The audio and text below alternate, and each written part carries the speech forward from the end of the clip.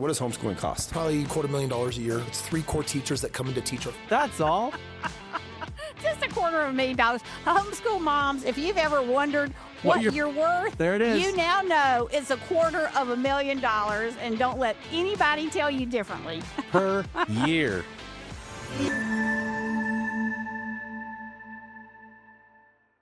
Welcome to the Zan Tyler Show. Don't worry, this is Zan Tyler, thriving in your homeschool. I promise, Zan. Let them know you're there. I'm here. See, it's not just me, this noob of a homeschool dad. Before we carry on, you know what this is. We're going to talk about some news, right, Zan? We got some homeschooling increase, and we have some data now from Florida. We're going to look at that in a little bit, as a lot of people have talked about from all sides of the aisle, left, right, and center. I thought it was the big, beautiful bill, but you corrected me. It's the one big, beautiful bill. The OBBB. We're going to talk a little bit about that because there's some. I guess there are different versions. there's some stuff. There's some stuff in that bill that is definitely applies to homeschool families. Some good, some interesting. Well, we're here. Zan's going to walk you through it because I certainly don't understand it. But before we go on, please subscribe, share. Zan, where are we? We Instagram, TikTok, YouTube, Facebook. Your website. What's your website again? ZanTyler.com. That's right. Pretty simple. So to kick this off, we have someone's opinion right here on things that have changed over the last 150 years. Here's a modern day phone. Recognize it? Here's a phone from 150 years ago. Big difference, right? Stay with me. Here's a car from today. And here's a car from 150 years ago. Big difference, right? Well, get this. Here's a classroom of today. And here's a class we used 150 years ago. Now, ain't Looks that the a same. shame? In literally more than a century, nothing has changed. Yet you claim to prepare students for the future? But with evidence like that, I must ask, do you prepare students for the future or the past? Whoa. Do you prepare students for today, the future, or the past? Wow, great question, isn't it? Well, I'll tell you, Bill Gates, I'm not using him as a role model, but back in the 90s, he said he declared American high schools obsolete and called for a new version of the 3 R's: rigor, a challenging curriculum; relevance, courses and projects that clearly relate to teens' lives and their goals; and relationships, adults who know them, look out for them, and push them to achieve. Wow. Now, when I think about homeschooling in high school, that's what I think about. So The 3 R's. Can I repeat it? So I'm looking at it. You said rigor, relevance, and relationships. Yeah. You know, if someone else would have said it, there would probably be some homeschool curriculums named after that. Well, in all truth, I have to say, I really think that's what BJU Press Homeschool does. Oh, It yeah. provides those 3 things. And, but I thought that was a great way to rename the 3 R's, especially as you get into the teenage years, and relevance, relationship are so important. Oh my gosh. And I mean, to those watching, listening, well, first off, if you're watching this just as a clip, go over to the Zan Tyler podcast and you can actually learn a lot more about homeschooling in today's world. But I think you could probably, Zan, walk into most communities, situations, rooms, bring up education haphazardly, even if they didn't know who you were, with your background, Zan. And you could just kind of talk about it. You're never going to find someone ever who defends the way it's done now. You just won't. So we actually just took all our kids. We just refinanced. We took all 5 of our kids to the title company to sign the paperwork. Oh, that was a great idea. And so it was, there was no other option. And so we show up with all 5. And I don't know the last time you refinanced your house, but usually if you have to physically go to a title company, they try to make it nice, Yes, right. Mrs. right. Tyler, can I get you something to drink? Would you like something to eat? So, when we come in with 5 kids, just cleaned out all their snacks, All the refreshments. all the pretzels. They had like these fresh baked cookies, gone. Homeschooling. I think that is awesome. That's what It's what like it's all taking your about. kids to vote. But when they vote, they get a sticker. I know. Because We need anything to up that ante a little bit. more would be bribery, I believe. There are a couple of things talking about the way things are and could be in education. John Taylor Gateau was the New York State Teacher of the Year. I've talked about him before. hmm He wrote The Underground History of American Education. And he was, I mean, that was no small feat out of all the thousands of teachers in New York. But he resigned from that position saying he could no longer be a part of a field that was harming children. Those are his words, not mine. But I just want to read you this quote. If you don't mind, bear with me because I think it bears a lot on what Bill Gates was saying and the relevance of education today. In centuries past, children and adolescents would spend their time in real work, real charity, real adventures, and the search for mentors who might teach them what they really wanted to learn. A great deal of time was spent in community pursuits, practicing learning how to make a home, and performing dozens of other tasks necessary to become whole men and women. But the children I teach today have no time for these pursuits. After television, today it would be screen time, schooling, sleeping, and eating, they have only about 9 hours each week to spend on growing up. Is it any wonder that the children I teach are indifferent to the adult world, have almost no curiosity, and have a poor sense of the future of how tomorrow is inextricably linked to today? And then in another place, he says, education today has little or nothing to do with real world pursuits. And when was he quoted saying that? What year range?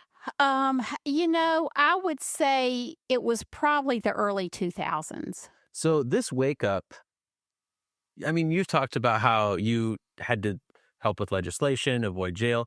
What can you tell us again the years ish that was falling on?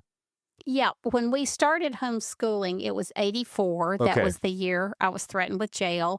We got an a kind of bad law passed in 88. We got a really good law passed in 1992.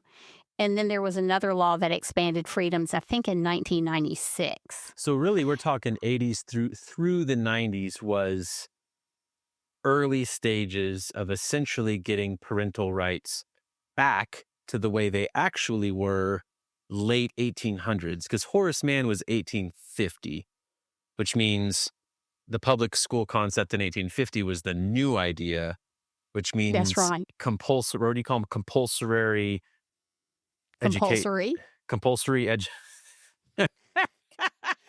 compulsory education laws would have been started taking place late 1800s, early 1900s, which I think is something for people to really understand, that what you did and others did through the 80s and 90s, probably to those around you felt revolutionary, but in many ways what you were doing was course correcting laws that had really been put on the books that is not the way our republic is supposed to run. Am I kind of saying that correctly? Like, really, you weren't trying to like reinvent the wheel. What you were trying to say is, no, I and Joe are have these rights anyways, and the laws you have are actually infringing on our republic's laws that protect me. And it didn't. Instead of that being a simple conversation, it took you 10 years for them to Yes, that's right. get on board. That Is that accurate? that That's basically what happened, right? well, I've never thought about it in those terms before. I think I'm So, obsessed with le- history, and when I did the movie and we yes. went way back to 1850, Yeah. it's basically like Yeah, sometimes you well, have to look back and reach to be like, hey, we're supposed to I'll have those rights. one of the things we really fought for in South Carolina, the Bible Belt of all places, was in 1986. The State Department of Education wanted to promulgate regulations that required teaching parents to have a college degree and only use state-approved texts, which meant we couldn't use Christian curriculum if that law had gone through. And so I think it's interesting when we go back to our founding fathers, like the founders of Harvard in 1646, who said they wanted to lay Christ as the only foundation of all true knowledge and learning. And then historian William Federer says the early American founders established an explicitly Christian nation during the 17th and 18th centuries. And, so much of our history goes back to establishing a biblical worldview and whether everybody was a Christian or not, there was great respect for the scriptures. One person said that American Christendom was never merely a collection of private beliefs. It once operated as a civilization order rooted in biblical literacy and moral law that shaped our laws, institutions, and public life. 100%. The one of the first education laws ever passed, the Great Deluder Satan Act, which was everyone should learn to read so that they could read the scriptures for themselves. Yeah, it really is amazing. The truth is that the kingdom of God is not confined to the heart or the sanctuary. It extends to every sphere of life: family, education, economics, government, arts, and law. That's right. And so, Let's go. so I think, and okay, so then we can't leave this conversation without this verse from Isaiah 58:12. That's right. Your people will rebuild the ancient ruins. You will raise up the age-old foundations. You will be called repairer of the breach, restorer of streets with dwellings. And in many ways, I think that's what homeschooling is doing, is calling us back to our roots as a Christian. I couldn't agree know? more. And and this leads right into this next clip we're going to review. Shout out to Christy Faith, who created this next clip, because she was the one to call a spade and be like, wait a minute, how would you feel if everything was reversed? Hi there, are you her mom? They're playing so well together. It's so nice to meet you. I think they might be in a similar grade. Yeah. You public school? Wow. That's so amazing. I would have never guessed that she was public schooled. I mean, they're playing so nicely together. Yeah. I have neighbors down the street and they public school too. They're just so weird. I know. Yeah. Sometimes I just worry about those kids and the system and just how are they going to be socialized? I know. But she seems amazing. Yeah. You would never be able to tell. Really? Yeah. I have thought about public schooling myself on occasion. I really have. But at the end of the day, I'm just worried that it would be so stifling. Being stuck in a building all day, fenced in, never allowed to leave, only given a 15-minute recess and a 30-minute lunch. My kid, she just needs to be out, right? She needs that freedom. So I just have never thought it would really be a fit for Christy Faith is awesome. Well, first we need to set this up a little Oh, bit. I forgot the title. Yeah, go ahead. Yeah. No. And just let you know how many times people have said that to me Oh my gosh. about homeschooling my kids. I have had 1,000 people say that to me when we've been out in public in front of my kids. Oh yeah. If there was one, there was 1,000. And so Christy's just sort of putting this shoe on the other foot. It's so, and I'm so glad she did it. Like, there was an opportunity here, right, for Christy to really take some jabs. And obviously Christy loves the Lord, so she chose not to. But it's like there was really opportunity here but how cool is it, Zan? It's beginning to change. We go to parks all the time. We got 5 kids under 9 years old, and that comes up, right? Oh, where do you go to school? Whatever. And Steph all the time. Oh, we homeschool. Right. Now they're never. It's been years since we've heard a response like that. Now the response we honestly hear frequently is either A, oh, me too, or B, I've always really wanted to do that. Can you tell me more about how you do it? Those are the 2 responses we're getting way more than we ever have, which is really sweet, because it's you see these parents and they're like, yes, I'm at the park and I love being with my kids, but you can also tell they probably don't get to do it a lot because they don't get to be with their kids as much. So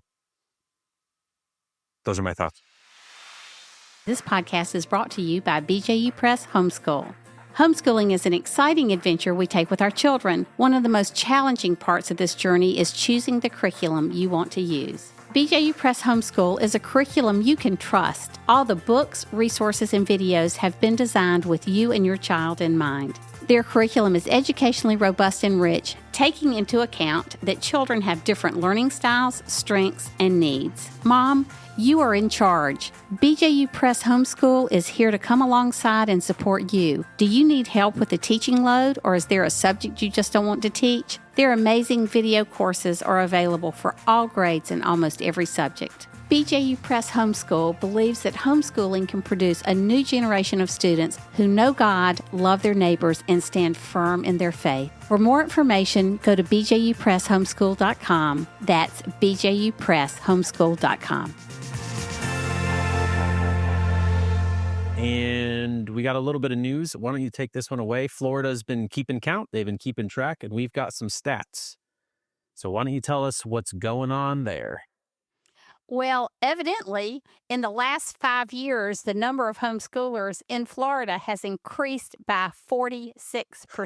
Woohoo! That means there are 155,000 students as of the 23-24 school years, Whoa. probably grown since then, that are now homeschooling, which is truly amazing. That is a humongous school district. I would love to know how that number, I don't know this, but I would love to know how that number compares to the kids in public school. The article goes on. It says there has been a huge boom in homeschooling. Hands-on, and this mother they were talking to says hands-on learning is the best.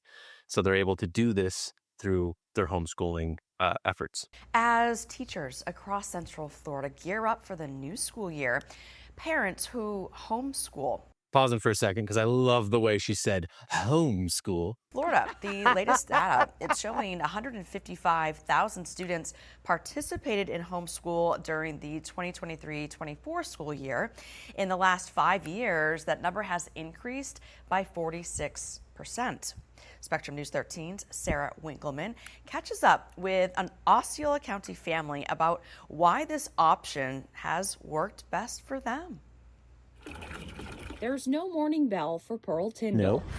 Her champion belt sets the tone for the day. As she saddles up to ride, Duda the horse is eager to get going. But instead of heading to the bus stop, the two head to the open field. Pearl is her happiest up in the saddle. I'm barefoot and bareback and born tough as nails. Her two loves, sitting on a horse and singing.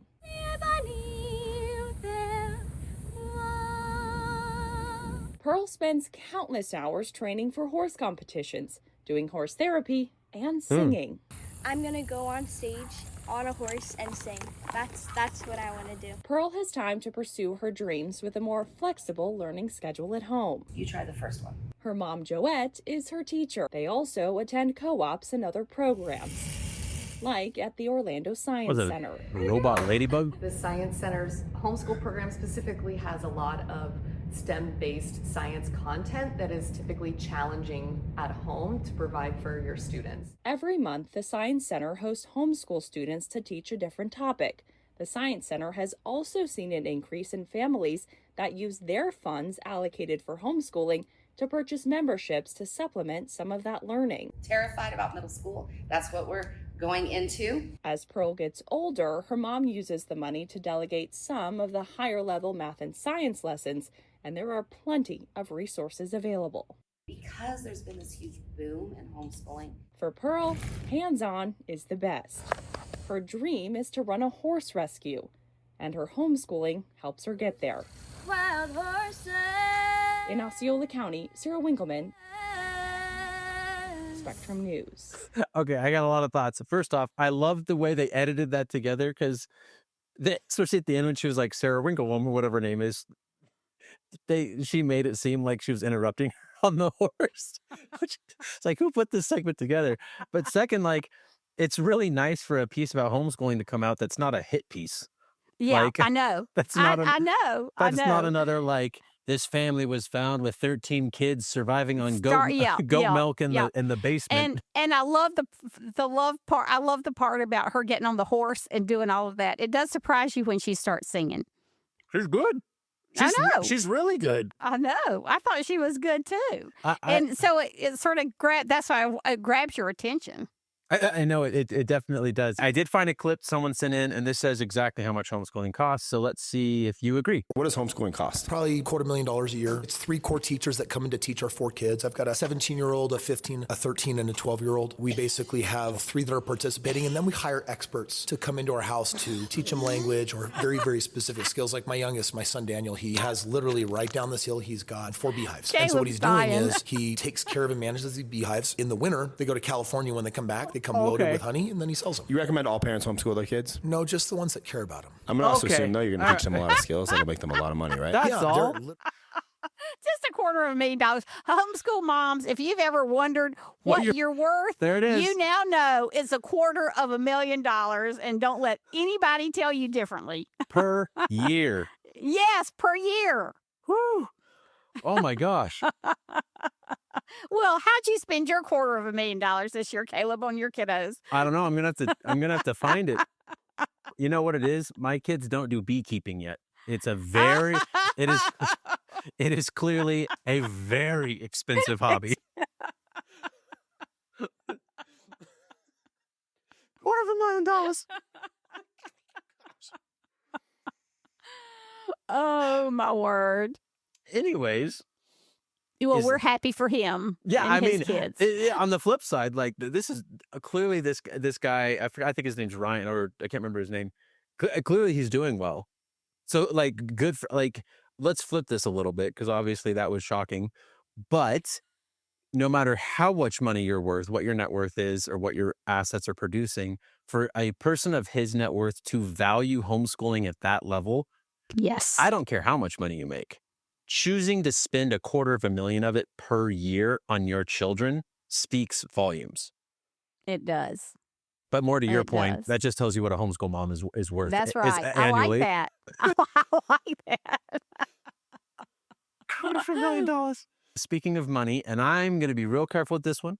There's a lot of opinions here.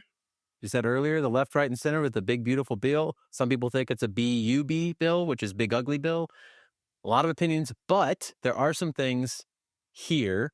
So why don't you kind of educate us a little bit, Zan? Talk about the bill a little bit.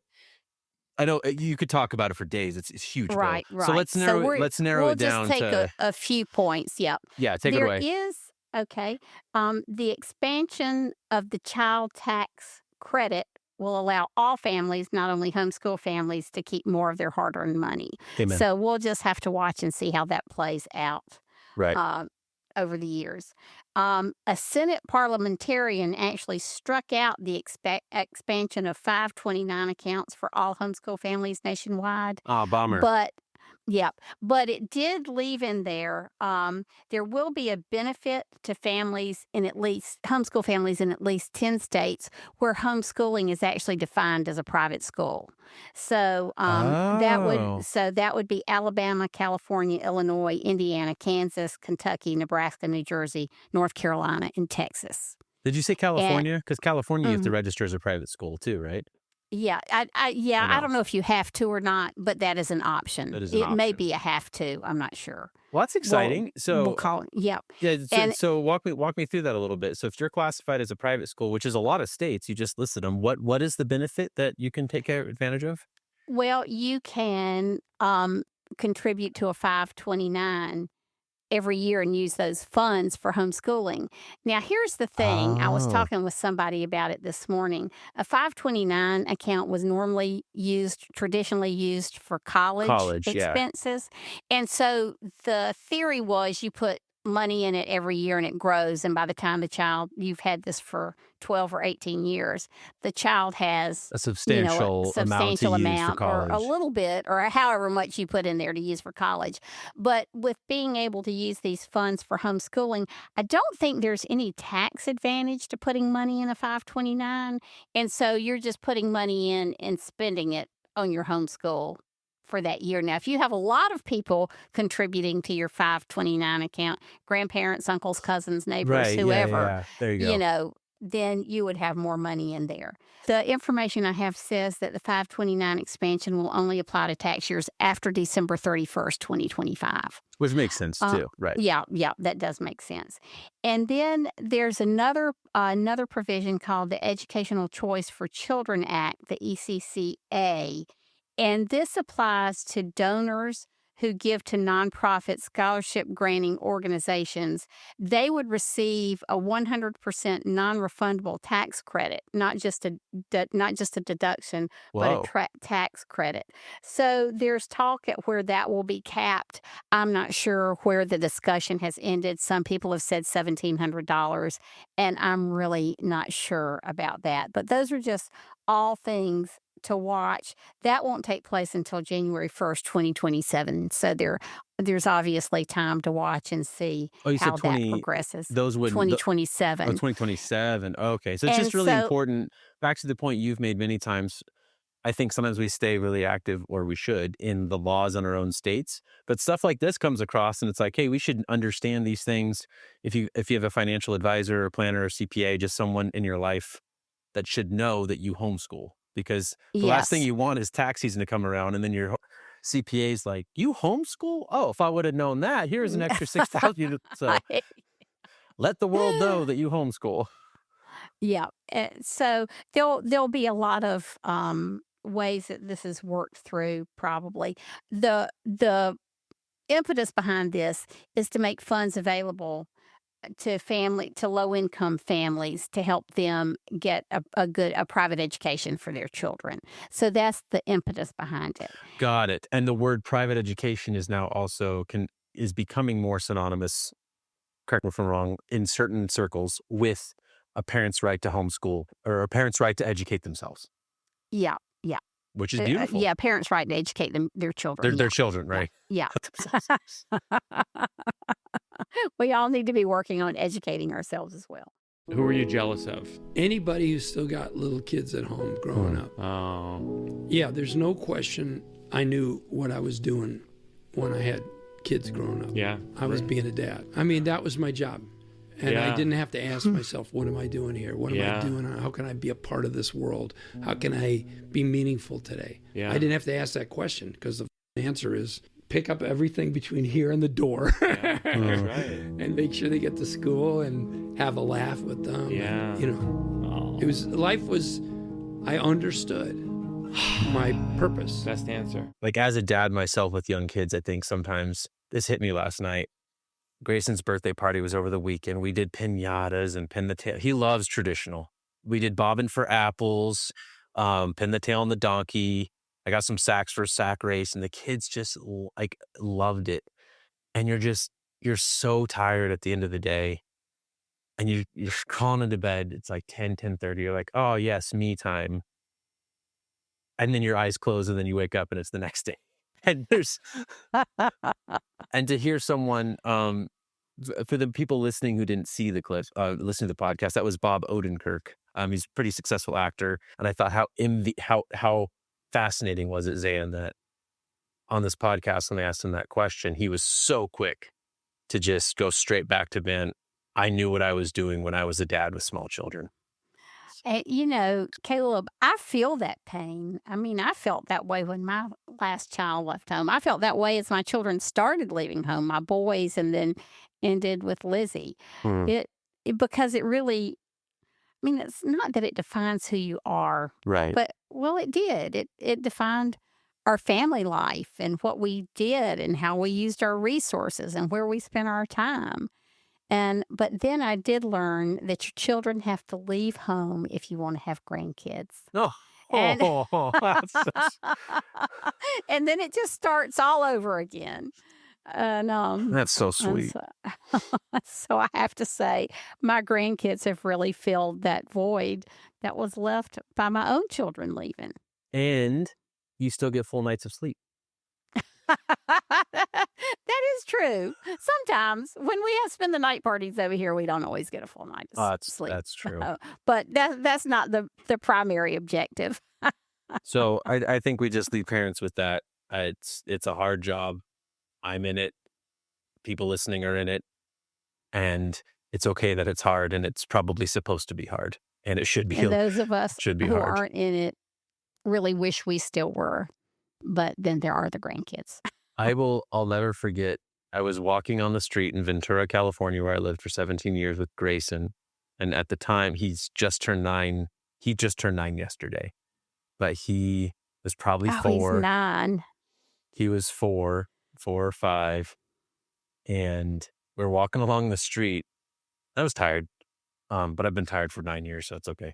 And this car pulls up, and the window rolls down, and it's an older gentleman, and he was with someone else, and I remember he said something along the lines of like, I hope you're enjoying yourself, and he just kind of smiled really big, and you could tell like there was so much more behind his eyes.